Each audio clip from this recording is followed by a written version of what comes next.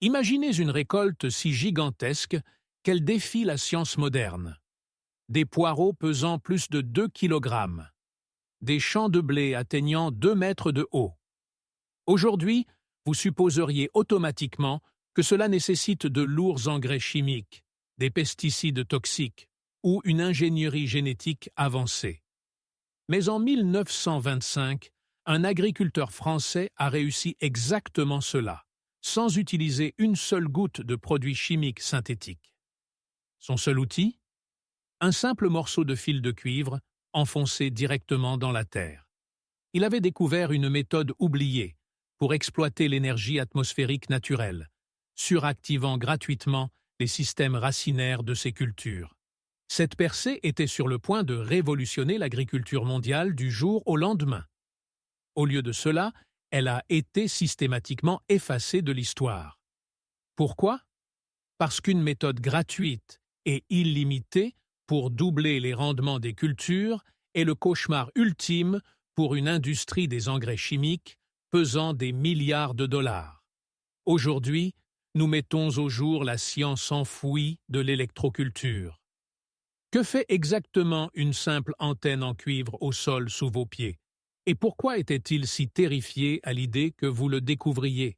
Revenons aux champs ruraux de France dans les années qui ont immédiatement suivi la Première Guerre mondiale. Rencontrez Justin Christofleau. Ce n'était pas un sorcier, et ce n'était certainement pas un charlatan. C'était un inventeur méticuleux et un horticulteur dévoué qui avait remarqué quelque chose de profond sur le fonctionnement réel de la nature. Si vous regardez les photographies en noir et blanc qui subsistent de son domaine, la preuve visuelle est tout simplement indéniable. Vous ne voyez pas seulement un agriculteur debout dans un champ. Vous voyez un homme complètement éclipsé par ses propres cultures. Des feuilles de chou plus larges qu'un bras humain. Des pommes de terre jaillissant littéralement du sol en massives grappes. Alors que ses voisins luttaient avec une terre épuisée, commençant à expérimenter la toute première vague d'engrais fabriqués en usine, Christofleau adopta une approche radicalement différente. Il a levé les yeux, il a compris que la Terre et l'atmosphère sont enfermés dans un échange électrique constant et invisible. En érigeant de simples poteaux en bois surmontés de pointes métalliques et en faisant descendre des fils de cuivre et de zinc profondément dans ces plates-bandes, il ne se contentait pas de planter des graines. Il construisait une antenne localisée, un pont conçu pour capter l'énergie électromagnétique ambiante pulsant à travers le ciel et la canaliser directement dans la zone racinaire de ces plantes. La nouvelle de ces récoltes étonnantes et sans produits chimiques commença à se répandre comme une traînée de poudre. Les journaux de toute l'Europe se sont emparés de l'histoire et ses brevets ont atteint l'Australie. Justin Christofleau était sur le point d'enseigner au monde entier comment se nourrir, pratiquement gratuitement. Alors, comment un simple fil de métal a-t-il pu créer une croissance aussi monstrueuse? Si vous en parlez à un agriculteur commercial moderne aujourd'hui, il pourrait rire et rejeter cela comme de la pure pseudoscience. Mais ce que Christofleau exploitait n'était pas de la magie. C'était une loi fondamentale de la physique que l'agriculture moderne a presque complètement oubliée. Notre planète entière est essentiellement une gigantesque batterie. L'ionosphère au-dessus de nous est chargée positivement, tandis que la Terre sous nos pieds porte une charge négative. Pour cette raison, il y a un flux constant et subtil d'électricité ambiante tout autour de nous, chaque seconde de la journée.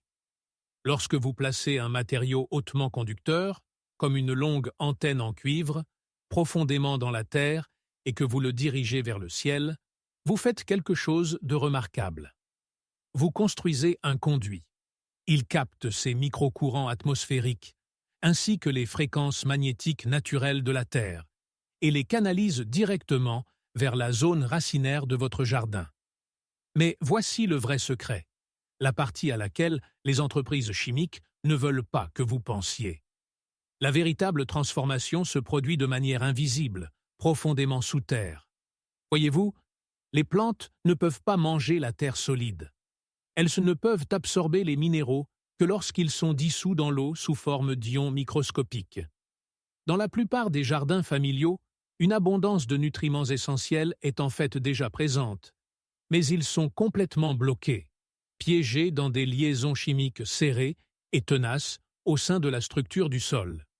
Vous pourriez avoir le sol le plus riche du quartier, mais si les racines de la plante ne peuvent pas accéder à ces minéraux, la plante meurt de faim.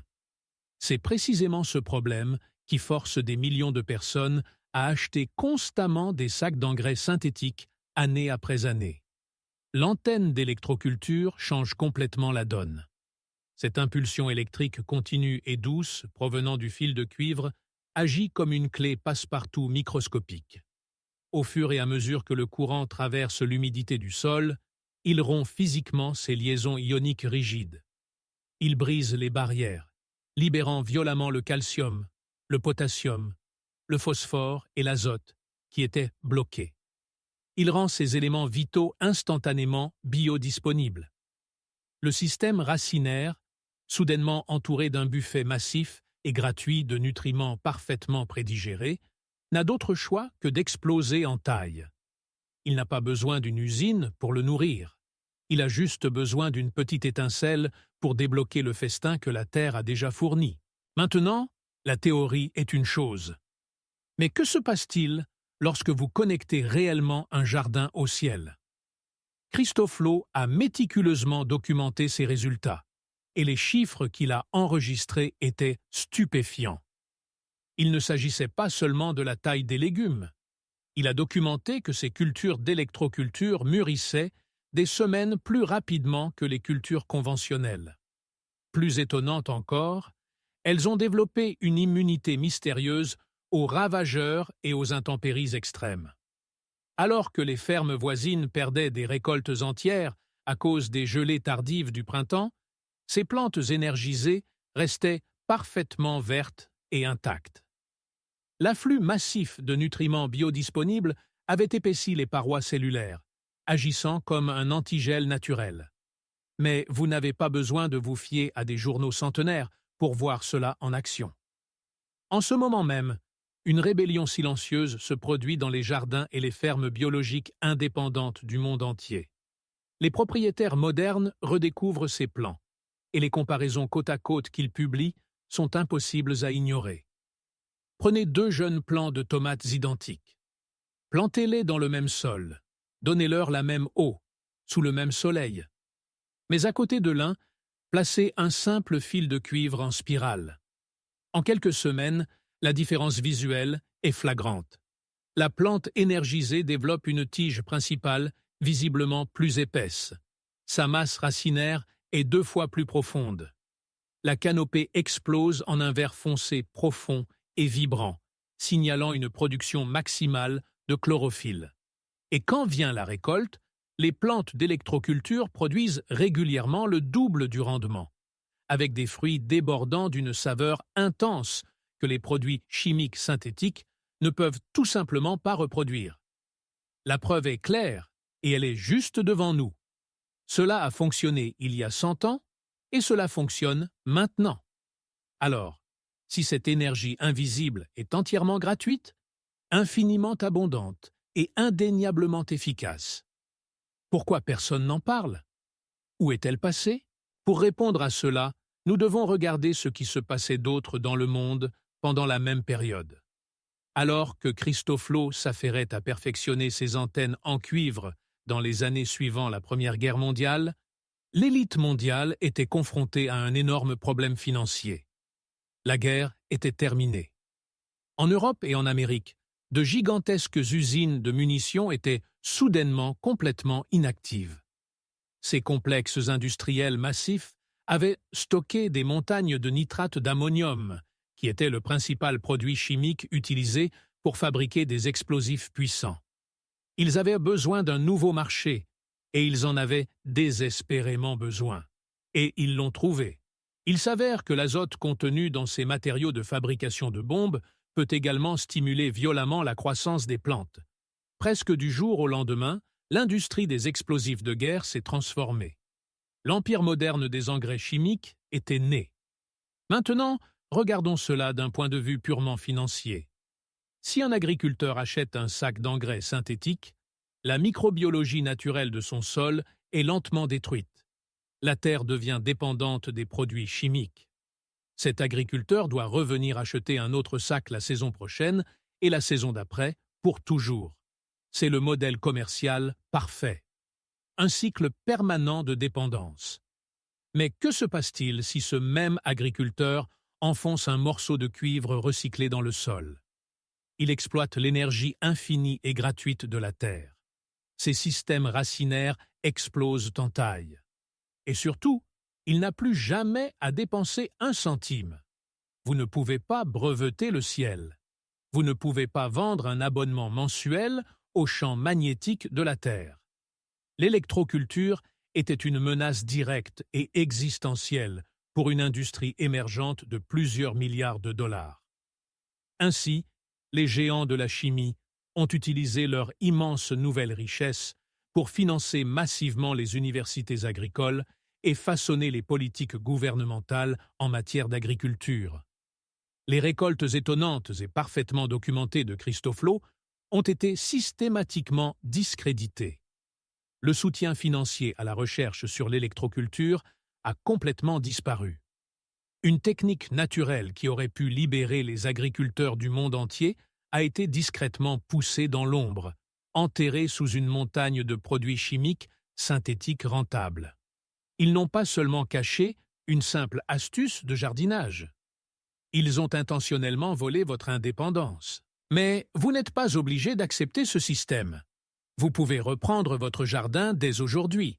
Construire une antenne d'électroculture ne nécessite pas de diplôme d'ingénieur et ne coûte presque rien. Il vous suffit de suivre quelques règles de physique essentielles. Tout d'abord, il vous faut du fil de cuivre nu. Plus le calibre est épais, mieux il conduit, mais tout cuivre non isolé fera l'affaire. Vous pouvez même dénuder un vieux cordon électrique cassé de votre garage. Il doit être en métal nu afin d'interagir directement avec l'atmosphère et la terre. Ensuite, trouvez un piquet en bois robuste. Le bois est un isolant naturel. En enroulant fermement votre cuivre conducteur autour d'un noyau en bois non conducteur, vous vous assurez que le courant énergétique voyage exactement là où vous voulez qu'il aille, tout droit vers le bas. Enroulez le fil autour du bois en spirale, en laissant quelques centimètres de cuivre pointant droit vers le ciel pour servir de récepteur. Maintenant, voici l'étape secrète que la plupart des débutants manquent complètement. L'alignement magnétique. L'énergie magnétique de notre planète s'écoule naturellement du pôle sud vers le pôle nord. Lorsque vous placez votre antenne dans la plate-bande du jardin, vous devez la positionner à l'extrémité sud de vos plantes. Cela permet au courant magnétique naturel de transporter l'énergie atmosphérique collectée directement à travers les systèmes racinaires lorsqu'elle se dirige vers le nord. Enfoncez le bas du fil d'au moins 15 cm de profondeur dans le sol humide. Un avertissement très important. Parce que vous attirez activement l'électricité atmosphérique, vous devez faire preuve de bon sens. Ne construisez jamais une antenne métallique imposante si vous vivez dans une zone sujette aux fortes foudres, et ne vous tenez jamais près d'elle pendant un orage. Un simple piquet d'1 mètre suffit amplement à surcharger une plate-bande surélevée de jardin standard. C'est tout.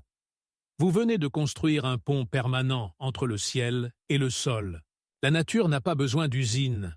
Bien avant l'invention de l'azote synthétique, la Terre était parfaitement capable de faire pousser d'anciennes forêts imposantes en n'utilisant rien d'autre que l'impulsion magnétique de la planète et l'électricité du ciel. Nous avons simplement été conditionnés à oublier comment l'exploiter. Alors, je ne vous demande pas de croire aveuglément une histoire vieille de 100 ans. Je vous mets au défi de le prouver par vous-même. Ce week-end, prenez juste 1 mètre carré de votre jardin, ou même un seul plant de tomates en pot sur votre balcon. Construisez la simple antenne en cuivre dont nous venons de parler. Enfoncez-la profondément dans le sol, alignez-la avec le nord magnétique, puis reculez simplement et observez. Observez comment le sol se transforme.